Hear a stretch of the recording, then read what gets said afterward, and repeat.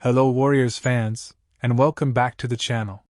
Today we're talking about one of the biggest stories of the Warriors offseason, Jonathan Kumingas Future. Kuminga is a rising young forward. He's just 22 years old and already showing flashes of stardom. But right now, the Warriors are in a tough situation, and Kuminga could be on his way out. Let's break it all down, in simple English, so everyone can follow the drama. Memo: Kuminga becomes a restricted free agent. On June 30th, NBA free agency officially begins. Jonathan Kuminga is now a restricted free agent, meaning he can talk to other teams, but the Warriors have the right to match any offer he receives. Golden State made a $7.9 million qualifying offer to him. That's the minimum step to keep control of his contract situation.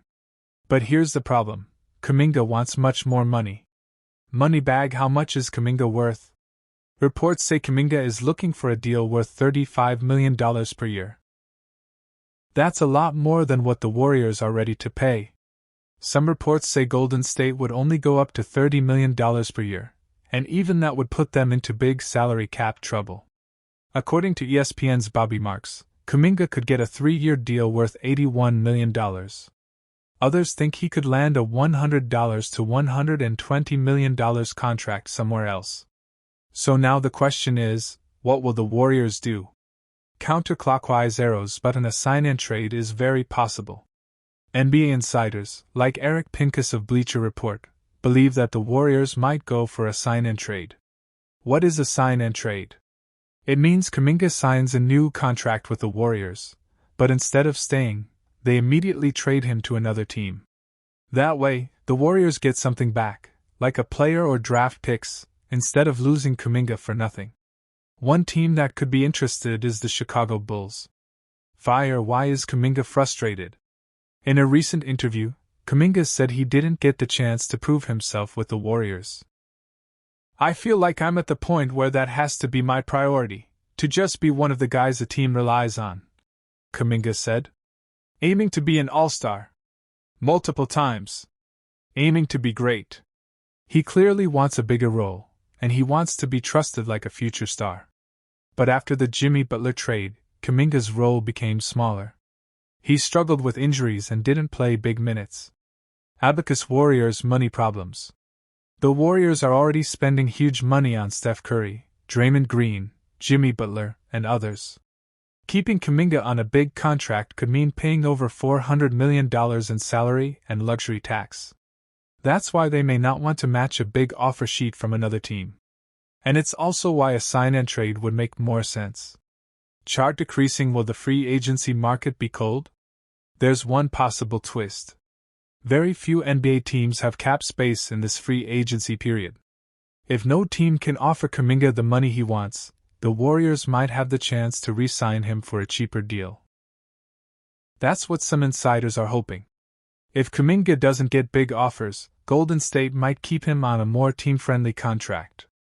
But if even one team, like Chicago, Detroit, or Orlando, comes in with a $90 million plus offer, Kuminga might be gone.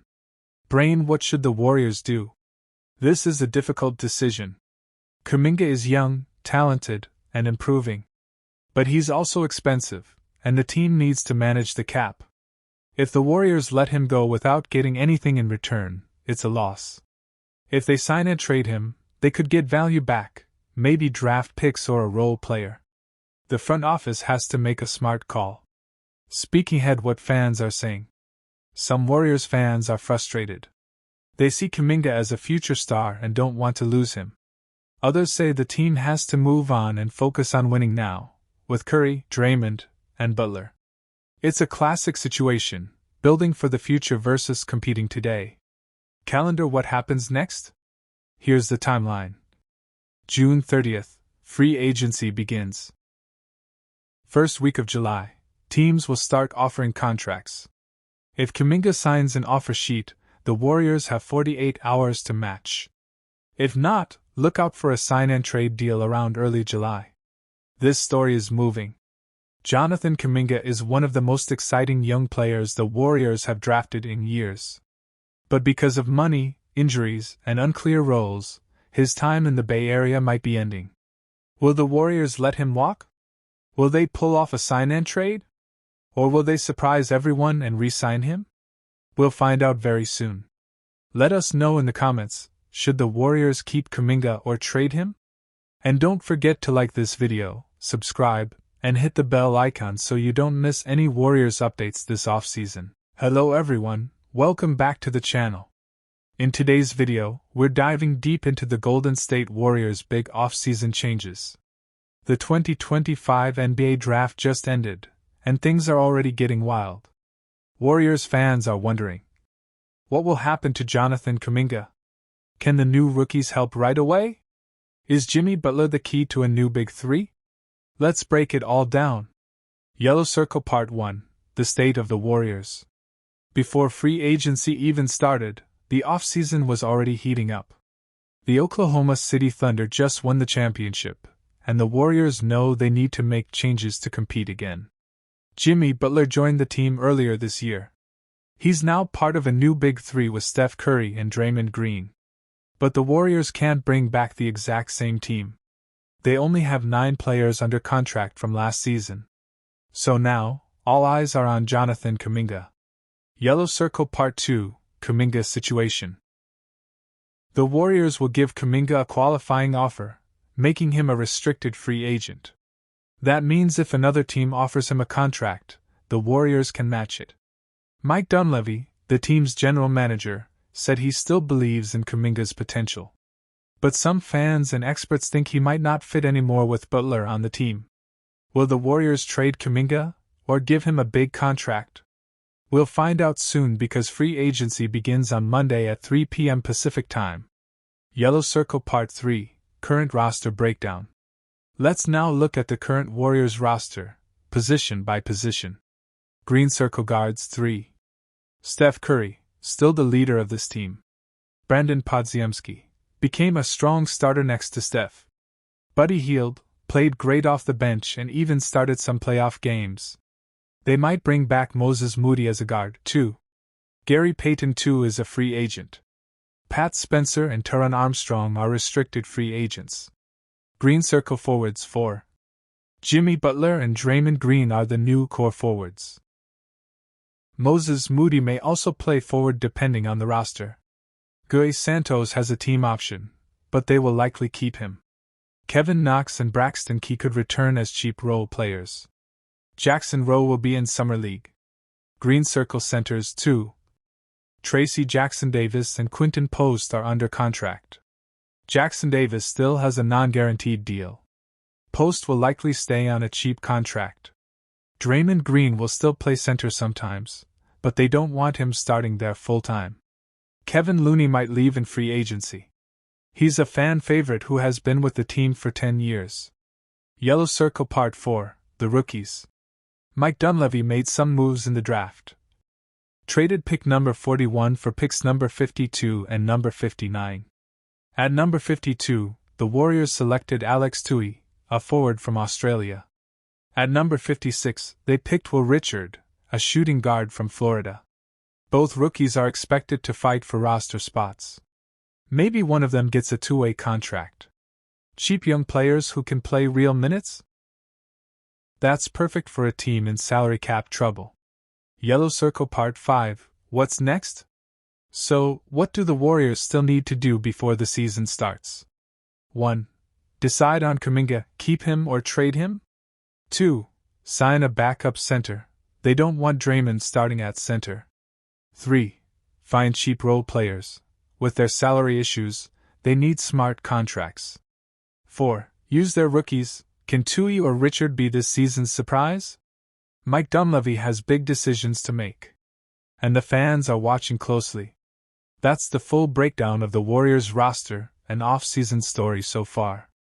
It's a time of big change and big opportunities. Studio Microphone, what do you think? Should they trade Kuminga? Will Jimmy Butler help bring another ring? Can the rookies make the roster? Let me know in the comments below. And don't forget to like this video, subscribe to the channel, and hit the notification bell so you don't miss any Warriors updates. Free agency is the time when players can join a new team. Their contracts are finished, and they can choose where to go next. Teams can offer them money to join.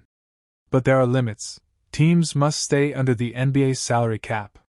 The Warriors have some tools to help them sign players.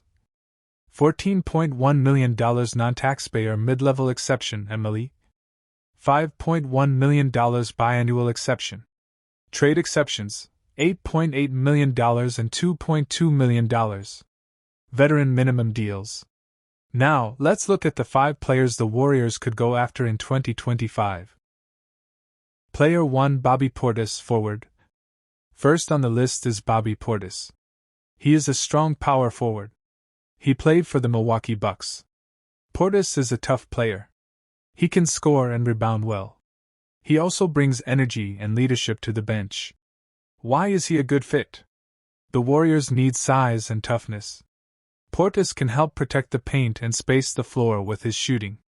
He might cost around $10 to $12 million per year, possible with the MLE. If the Warriors want to get stronger inside, Portis is a great choice. Player 2, Nickeil Alexander-Walker, guard forward. Next up is Nickeil Alexander-Walker, who played for the Minnesota Timberwolves. He's a young guard who plays great defense and can shoot the three. Why might the Warriors want him?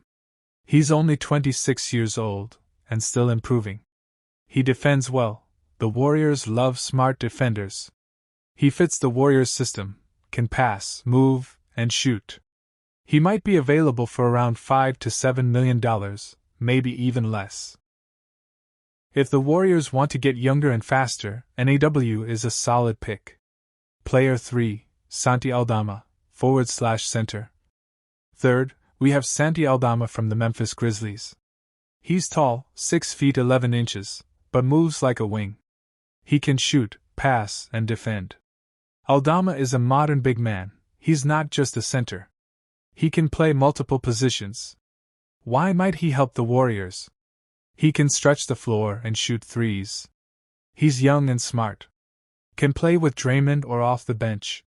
He could cost around $7 to $9 million, so he's a possible MLE target. Player 4 Caris LeVert, guard forward.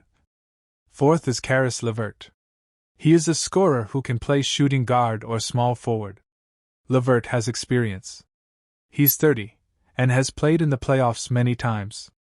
What makes him interesting for Golden State? He can create his own shot, something the Warriors need. He has good size and can defend multiple positions. He could come off the bench and score quickly. He may ask for $8 to $10 million, which is within MLE range. LeVert is a veteran who can help now. Player 5, Larry Nance Jr. forward. Last, we have Larry Nance Jr. He's a strong defender and rebounder. Nance is known for doing the little things. Helping on defense. Grabbing rebounds. Setting screens. He's not a flashy scorer, but he helps you win. Why is he perfect for the Warriors? Can play with Draymond or instead of him. Great basketball IQ. Might only cost $5 to $6 million. Nance could be a great fit for the Warriors' second unit. Final thoughts. So those are the 5 main players the Warriors could target. 1. Bobby Portis, tough and physical. 2. Nickeil Alexander-Walker, young and defensive.